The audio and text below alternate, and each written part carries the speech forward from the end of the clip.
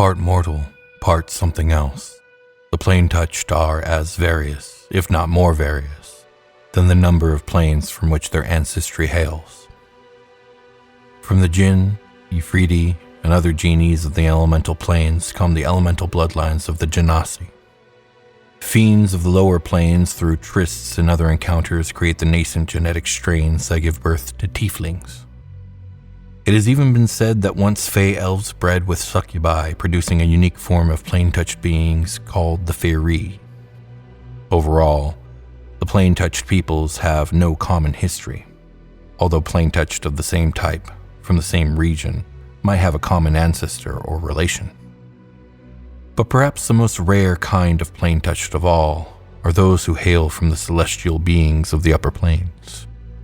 Celestial outsiders of good and law who, much like their fiendish counterparts, perform many roles across the multiverse and interact with mortal kind on more occasion than those outsiders from the more neutral-leaning planes. They are divine heralds who bring the messages of the gods to those who need to hear them. They are the punishers of the wicked and ministers to the needy, protectors of the innocent and liberators of the enslaved. They are both wanderers who roam the plains to find the good in all things, and guides who lead champions in their quests against evil. They are the embodiments of the multiverse's purity and the pinnacles of benevolence and valor. And they are just as capable as any being of falling in love. Descendants of bloodlines started from the pairing of celestials and mortals bear within their souls the light of the heavens. They are Aasimar. They are champions of the gods. Their births are hailed as blessed events. Everywhere they go, their otherworldly visages and luminous features reveal their celestial heritage for which they are revered. Perhaps no other species of people are so readily trusted and praised for their deeds. So why? Why is it so lonely to be an Aasimar? I am William Stark. I am Omar Timsah. And this is D&D Legends and Lore.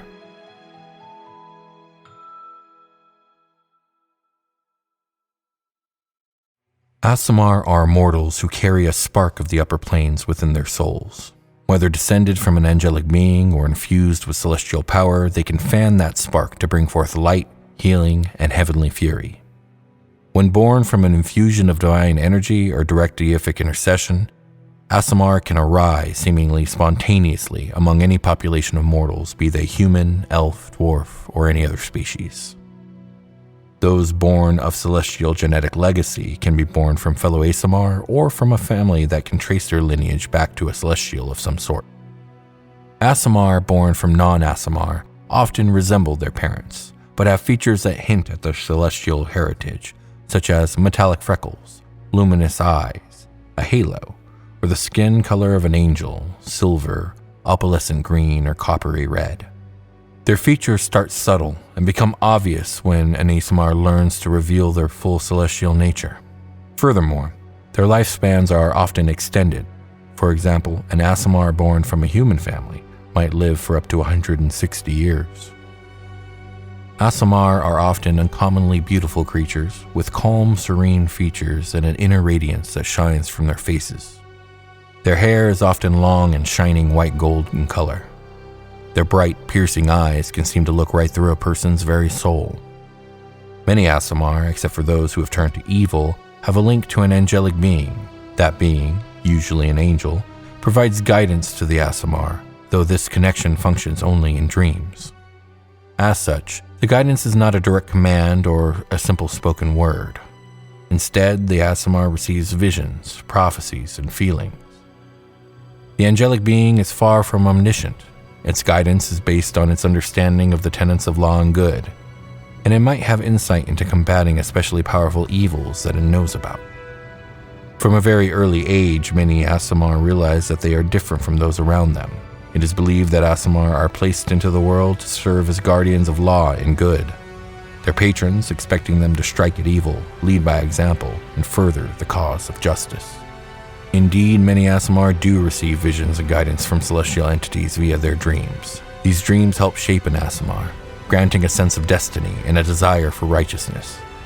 This does tend to lead to a majority of Aasimar being noble, honest, and courageous entities. And yet, despite their celestial origin, an Aasimar is mortal and possesses free will. Most Aasimar follow their ordained path, but some grow to see their abilities as a curse. These disaffected Aasimar are typically content to turn away from the world, but some few become agents of evil. In their minds, their exposure to celestial powers amounted to little more than brainwashing. Evil Aasimar make deadly foes. The radiant power they once commanded becomes corrupted into a horrid, draining magic, and their angelic guides abandon them. Even Aasimar wholly dedicated to good sometimes feel torn between two worlds. The angels that guide them see the world from a distant perch. An Aasimar who wishes to stop and help a town recover from a drought might be told by an angelic guide to push forward on a greater quest.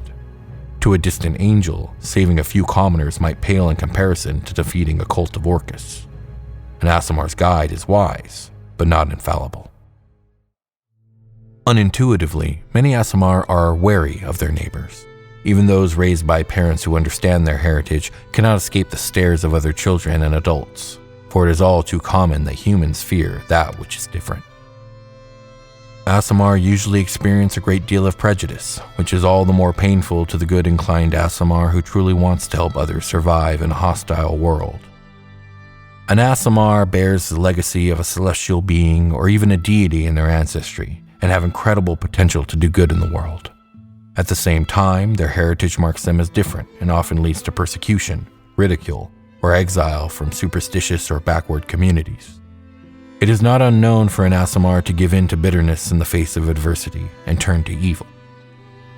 Aasimar are often seen as aloof, when in many cases this is a protective measure born from years of misunderstandings. A brooding nature is also not uncommon for Aasimar children growing up with the weight of their great destinies bearing down on them. Aasimar often look upon true celestials and other good outsiders with a mixed envy and respect. Unlike their full celestial peers, they must stand in two worlds equally, yet neither belonging to or fully matching either. It is because of this that Aasimar rarely feel like they fit in among humanoid societies.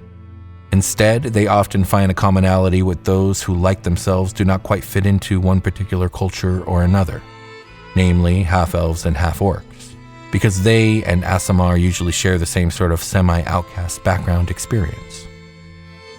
Tieflings, on the other hand, are the one species that tends to garner the most suspicion from an Aasimar, for those touched by the holy understand its calling and therefore can only guess what sort of temptation those with unholy blood must hear. There's even, in some cases, a natural rivalry between Tieflings and Aasimar. Tieflings heartily resent them because their mixed heritage isn't perceived as a fault, like the Tiefling's own commonly is. To the Tiefling, an Aasimar is a coddled half-breed who's had everything handed to them on a silver plate. This is unfortunate for both Aasimar and Tieflings, for perhaps no other species can understand the experience of an Aasimar better than a Tiefling.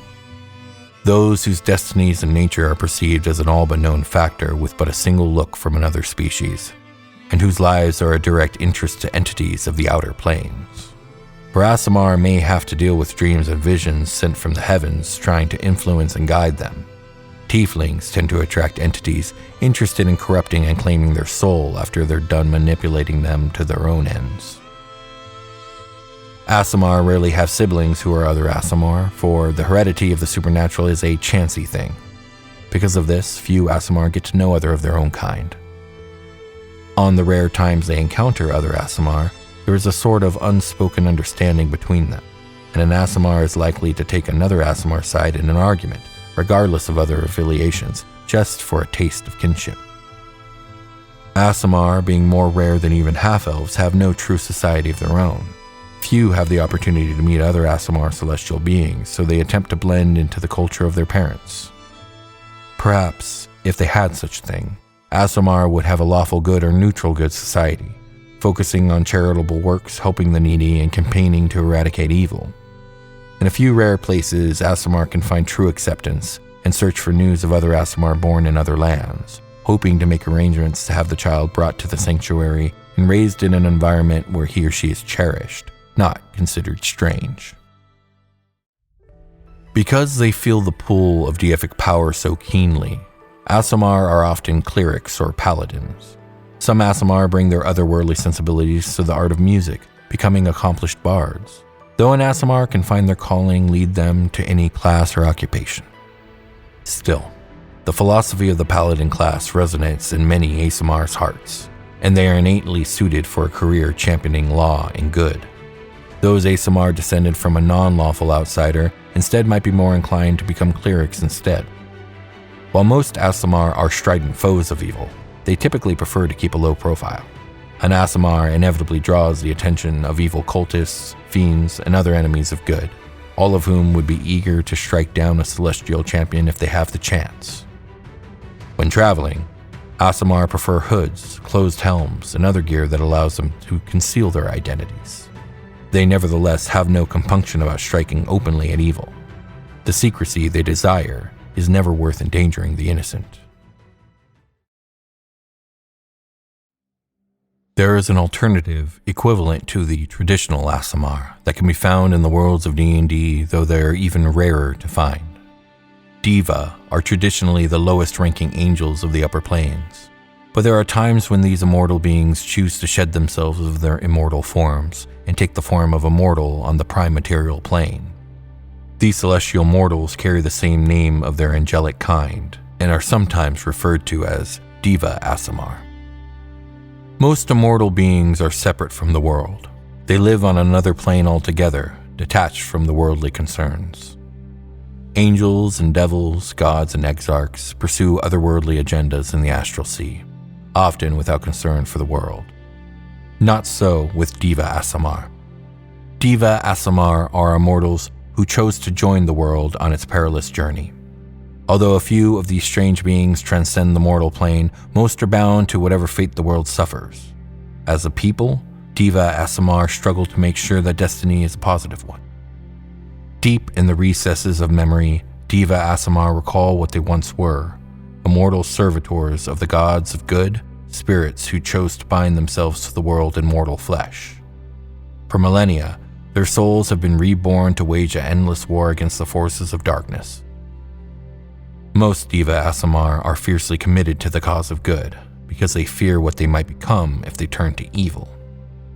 A Diva Aasimar whose soul becomes corrupted risks being reborn as a Rakshasa.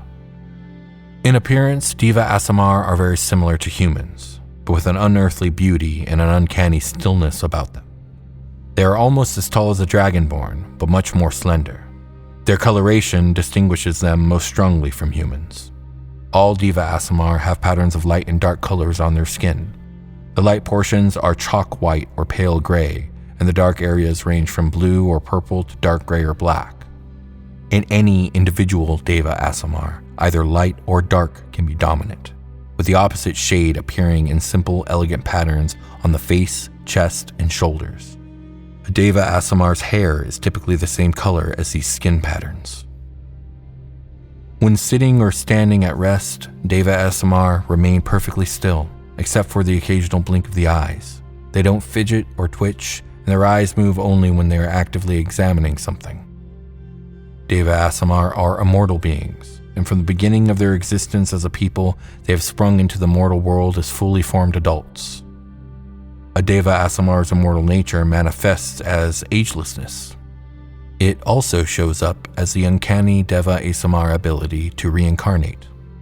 Although a Diva Aasimar comes into the world as an adult and does not age, they can die. Disease takes a few, violence takes a greater number.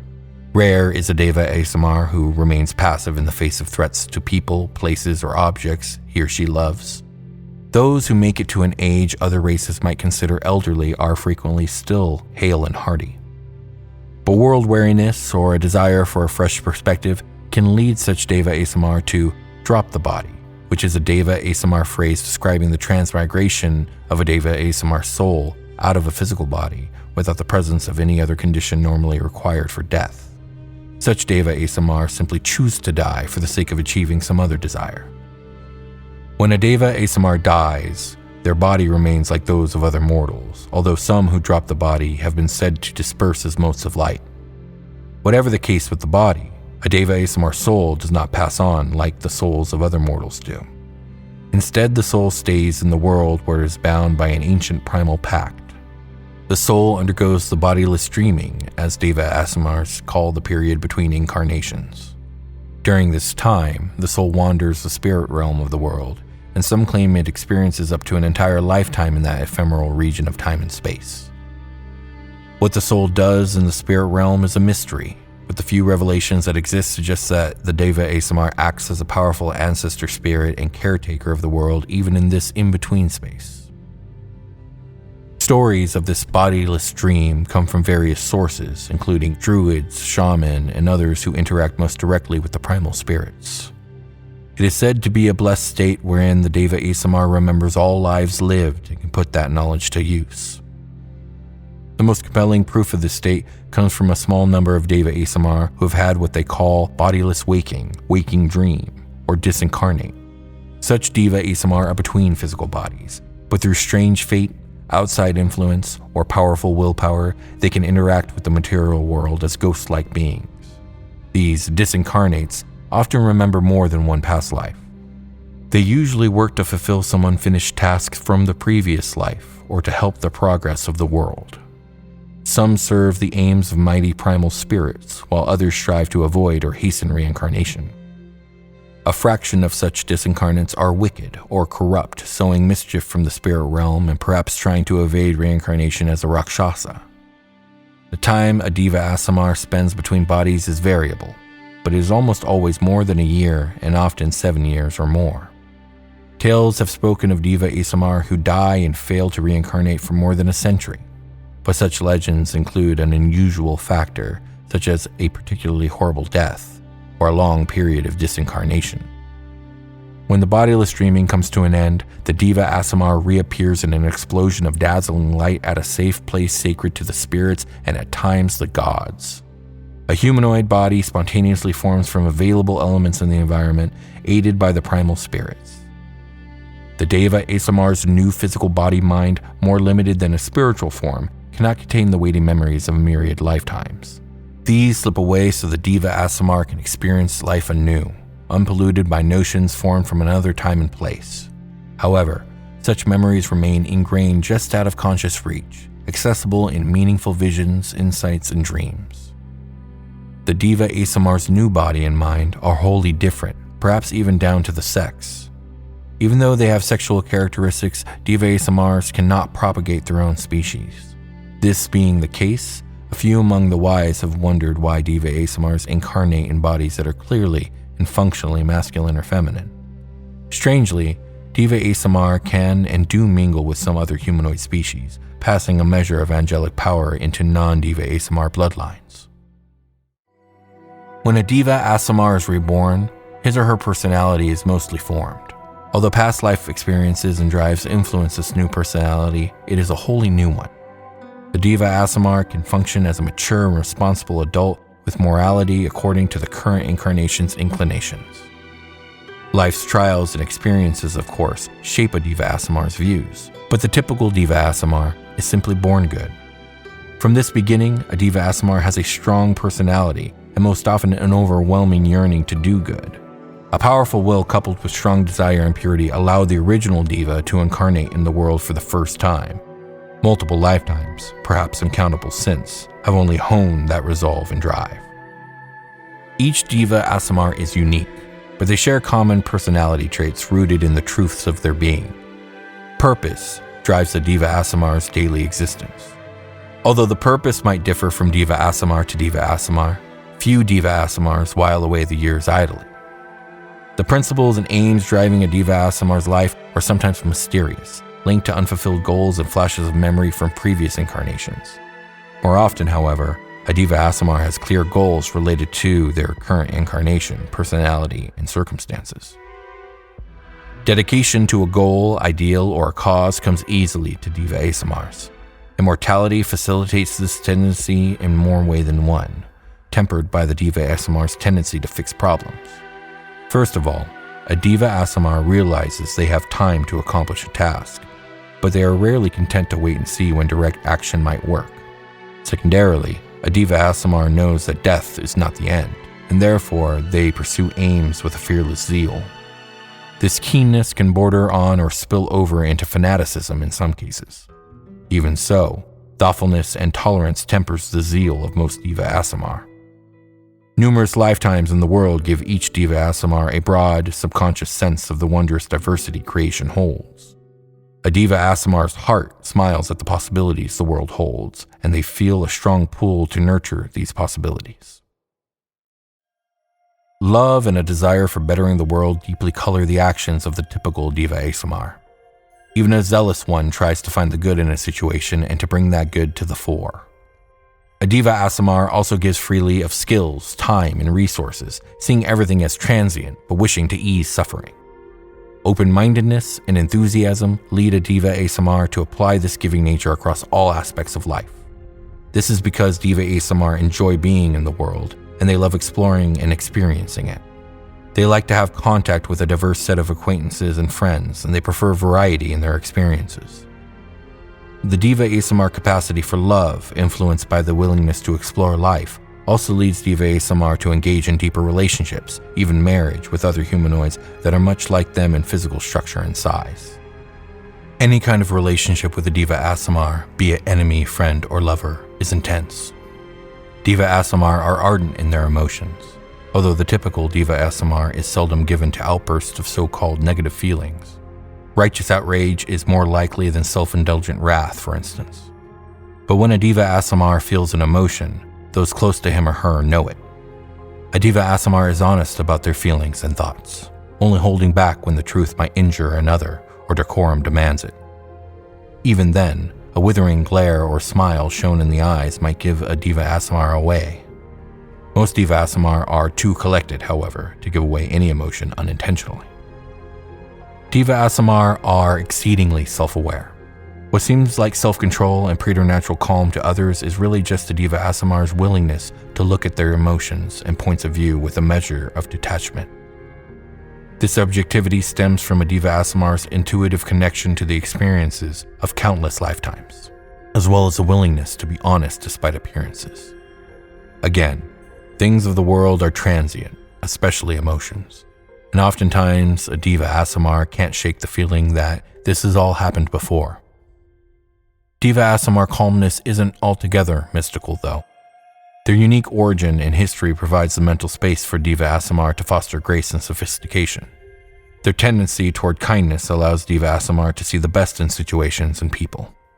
Reincarnation carries with it the fleeting influences and tastes of past lives, meaning that Diva Aasimar are also born with sensibilities refined in ways a human couldn't hope to acquire in one lifetime. Striving for perfection is also part of the Diva Aasimar psyche. What a Diva Aasimar lacks in natural inclinations or mystical refinement, they make up for by living purposely in a way they consider right. In fact, Diva Aasimar believe that focusing on smoothing out rough mental and spiritual edges ensures outcomes in this life or the next that are more favorable. A few Diva Aasimar also seek perfection in the belief that reincarnation has this as one of its purposes, and that one can transcend reincarnation through perfection. For this reason, Diva Aasimar don't shy away from unpleasant experiences, although neither do Diva Aasimar seek or perpetuate such things. Suffering can point one in the right direction to go in a worldly life. Such events shape the Diva Aasimar's personality going forward in time, and they can lead to enlightenment through the understanding and overcoming of suffering or disability. In such sorrows, a Diva Aasimar also expands their compassion. Although suffering is sometimes necessary as a pointer, Diva Aasimar note is not essential to existence. Few Diva Aasimar allow others to suffer if the Diva Aasimar has the power to lend a hand. Unknowable are the paths of fate, and when destiny places the needy under the eyes of one who can help, the message is clear.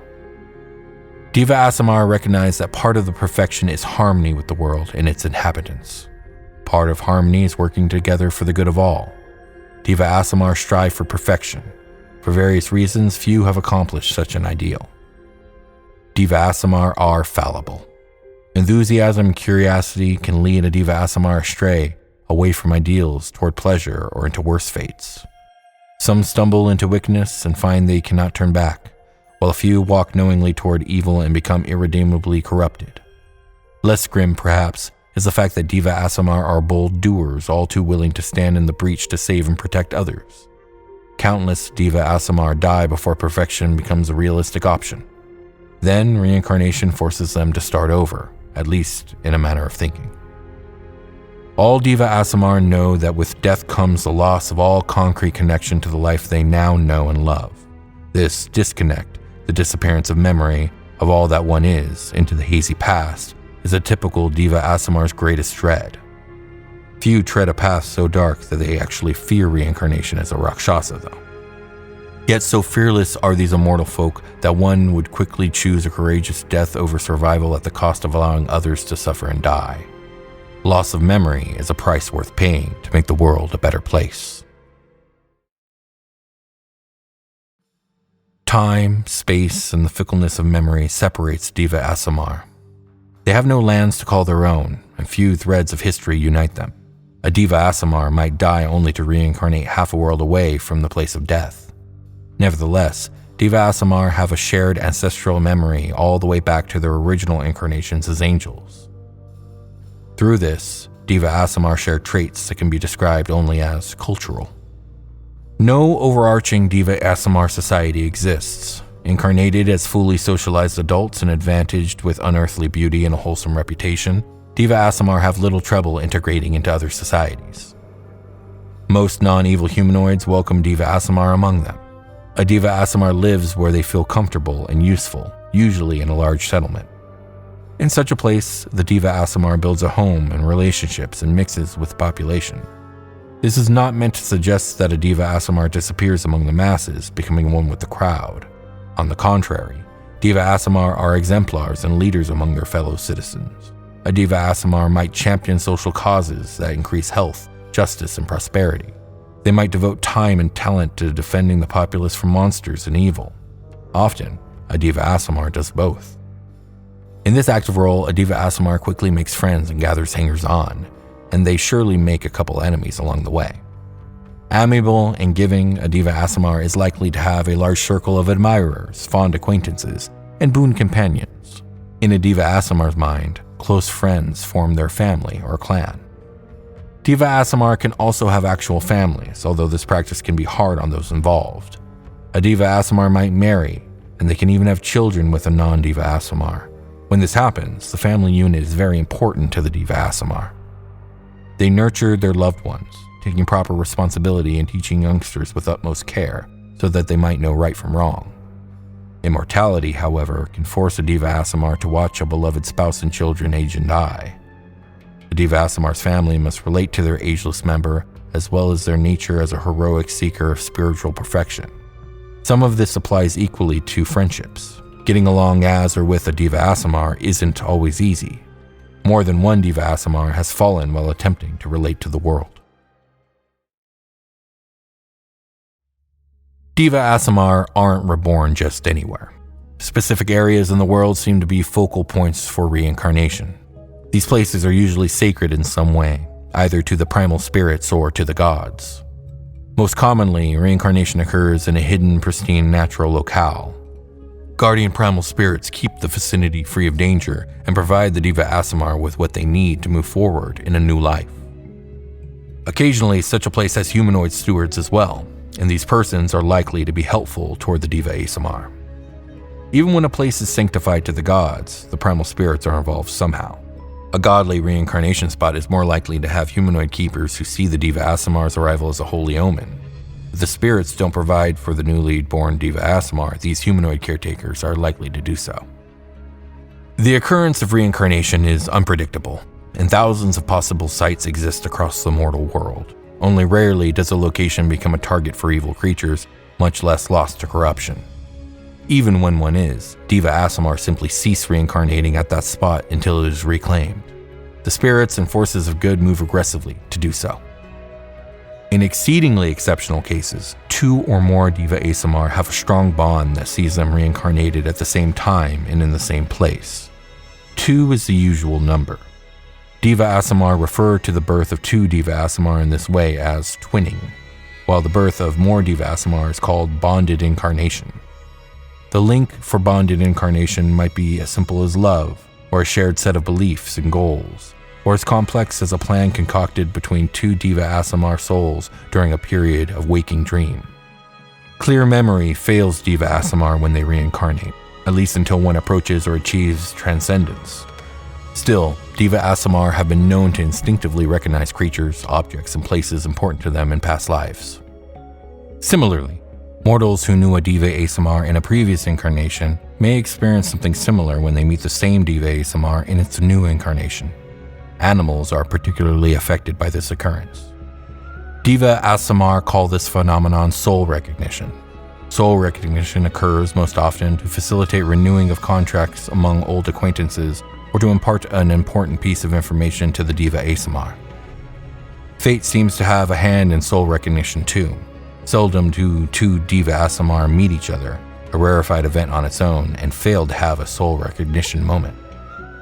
Death usually comes quickly to Diva Aasimar, since many die in battle against evil. A Diva Aasimar is rarely concerned with what happens to their body after death, seeing the body as a mere shell to contain the soul. On the other hand, a Diva Aasimar is very respectful of the dead, honoring them in whatever way seems appropriate or necessary. A Diva Aasimar who plans to drop the body might surround the event with some ritual or celebration of life. When transcendence is assured but the body must pass, a Diva Aasimar might undertake similar rituals or celebrations before dying. Diva Aasimar are unified in preferring that their loved ones not grieve for them, since death is surely not the end. To non-Diva Aasimar, this philosophical point of view is easier said than done. To Diva Aasimar, life is a personal spiritual journey for the individual and for those with whom the individual has contact. Religious beliefs and practices are private to Diva Aasimar, and each Diva Aasimar prefers to keep a relationship with gods and/or godlike entities as they see fit. Equally, a Diva Aasimar respects the beliefs of others, unless those beliefs are malevolent or harmful. Diva Aasimar clerics, for example, gain converts by being a shining example of the tenets of good deities rather than by actively seeking or preaching. Few Diva Aasimar are members of any specific religious order, and anyone a Diva Aasimar influences is unlikely to be directed toward an institution. Instead, such a one might be encouraged to seek the holy on a very personal basis, as the Diva Aasimar does. A Diva Aasimar might show respect at a shrine or even offer sacrifices at a temple. However, Diva Aasimar live their spiritual beliefs instead of saving their piety for holy days in the temple sanctuary. They are also open with displays of religion when doing so is not offensive to others. For instance, most Diva Aasimar devote time to restful meditation. A Diva Aasimar might openly vocalize small prayers throughout the day, even invoking different deities for different events and tasks. They might make a ritual offering at a certain time of day or when omens dictate. A specific action could be ritualistically performed. Each Diva Aasimar has quirks surrounding their individual spirituality. Direct connection is important to a Diva Aasimar. Divine power is the ultimate expression of such a link to the deities, so that source of power is particularly appealing to Diva Aasimar. This is one reason clerics are common among Diva Aasimar. Eventually, and sometimes intuitively, Diva Aasimar learn of the concept of transcendence. Stripped to its most basic meaning, this word refers to a Diva Aasimar rising above their normal state of being. It connotes removing oneself from the wheel of rebirth by reaching an ultimate level of spiritual perfection. A Diva Aasimar who reaches transcendence invokes a secret part of the agreement with the primal spirits. Such a Diva Aasimar is no longer bound to the world and resurrection. At the next death, the Diva Aasimar is free to choose another path. Commonly, for a transcendent Diva Aasimar, all the details of all the Diva Aasimar's past lives can be recalled at will. Although few Diva Aasimar accomplish this sort of transformation, the outcome for each transcendent one is different. A Diva Aasimar who becomes an exarch or other sort of immortal being, maintaining their current incarnation across the ages, is a transcendent being. So is one who breaks the bonds of reincarnation and passes into legend and beyond the mysterious veil of death. Other Diva Aasimar transcend the wheel of rebirth but voluntarily remain in the world among its greatest spirit guardians and teachers. As a species, Diva Aasimar are among the eldest beings in the world. In the earliest days of existence, they were good-hearted angels, some of whom served the good gods. Looking upon the forming world, these angels felt a yearning they could not resist. They descended from the heavens to take on mortal form, seemingly out of love for the world's countless wonders. Out of a desire to protect and nurture, they came. With a desire to experience, they manifested in the world. To do so, legend holds, the would-be diva Aasimar made contact with the great primal spirits awakening in the ancient world. With these spirits, they struck a bargain. The angels gained the ability to manifest in a form like that of worldly humanoids, but they had to bind themselves to the world. Never could they return to the outer planes. Caught in the endless coils of the world serpent, the would-be diva Aasimar would make the world their home forever. Although the primal spirits recognized the purity of the angels' intentions, the spirits also wisely saw the changeability of creatures born into the world. They knew that this dynamism helped ensure the cycles of nature continued. So the spirits sought balance, naming another price as part of the bargain. As long as the angels manifested as diva Aasimar expressed virtue, they could be reborn in immortal bodies marked by their astral heritage. In this wheel of rebirth, as diva Aasimar name it, each diva Aasimar's memories would be preserved by tenuous connections carried from life to life. However, deviation from the high ideals the angels professed could cost a diva Aasimar everything. The spirits declared that a fallen diva Aasimar, one who became corrupt and valued worldly desires in wicked ways, would not escape the wheel of rebirth. Instead, that diva Aasimar would be reborn in a form that revealed their wickedness and bestial features. Such beings, bearing the memories of lifetimes with them and serving evil ends, would be the bane of diva Aasimar and other mortals. Assured of their ability to remain pure despite their temptations and trials of the world, the angels who became the first diva Aasimar agreed to the bargain. Their immortal forms fell away as they passed into the earth and into the care of the primal spirits. After a period of vague dreaming, each awoke alone and in an unfamiliar body. Each made their way in the early world. These were but the first among a host of angels that made the world their permanent home in the dawning of time. When the Dawn War began to rage across existence, more good angels came earthward to defend, lead, and teach other mortals. Among these astral warriors were more servants of the good gods than came in the earlier days. All struck a pact with the primal spirits, an agreement that evil angels seemed unable or unwilling to make. They then took up the cause of the gods against the primordials. When the primal spirits declared an end to the Dawn War, the gods and primordials left the world behind. It became a middle place where matter and spirit can coexist in a vibrant manifestation of possibility. Diva Aasimar endured as they had before, as zealous ancestral spirits tied to the mortal world and to fate. Another myth attributes the emergence of diva Aasimar to this particular time. During the war across the world, numerous angels had developed affection for the place and its creatures. They had relationships they refused to sever and desires they could not fulfill as immortal servants of the gods. Although this tale differs in its timing, the manner by which the diva Aasimar tied themselves to the world remains much the same. This fable indicates that only some gods, none of them evil, gave their servants this freedom of choice. It also suggests that only the noblest angels were willing to give up the glory of life in the astral sea for a series of incarnations in the world. No matter what the truth of diva Aasimar origins, it was by the leave of the primal spirits that angels could manifest in the world as diva Aasimar.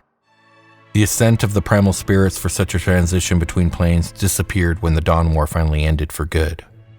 The same band that holds the gods and primordials away from the world prevents the creation of new diva Aasimar. From their beginning, diva Aasimar have led lives largely isolated from one another. Unlike tieflings and dragonborn, diva Aasimar have never been numerous enough or in close enough contact with each other to raise a diva Aasimar empire. Regardless of this, few diva Aasimar have lived quiet and peaceful lives in which they influence little in the way of goodness and progress. Diva Aasimar are drawn to oppose evil and to thwart oppression, as well as to ease suffering. Some of the world's greatest heroes have been diva Aasimar, or those with diva Aasimar heritage. A few of the vilest villains known to history have also been diva Aasimar. A diva Aasimar seldom falls so far from a state of grace that they cannot reincarnate as a diva Aasimar. But those that do fall know it, and the certainty of reincarnation as a Rakshasa leads such diva Aasimar to embrace evil without regret or remorse. Diva Aasimar cannot die, but most sages suspect that diva Aasimar are still a race in shallow decline for a couple of reasons. Those that become Rakshasas diminish the number of diva Aasimar in the world, to be sure, but it seems likely that diva Aasimar still outnumber their evil counterparts. Diva Aasimar can also transcend the world, evidenced by the few legendary diva Aasimar who have reached such a state. Still, one might consider a transcendent Diva Aasimar to still be a Diva Aasimar. Further, Diva Aasimar and those who study them suspect that a parallel reincarnation style affects Rakshasas, which begs numerous questions. What happens to a Rakshasa that redeems itself? Can a Rakshasa become a Diva Aasimar again? And if so, how? This has been D&D Legends and Lore. Thank you for watching and listening. If you enjoyed this episode, please remember to like, comment, and subscribe. And please consider leaving us an Apple Podcast review, as it helps tremendously with discoverability. If you're interested in supporting us and helping us keep the lights on here at D&D Legends and Lore, please also consider checking out our Patreon or becoming a YouTube member. Thank you again to our video editor, Sean Alexander. And with that being said, thank you again for watching, and happy adventuring.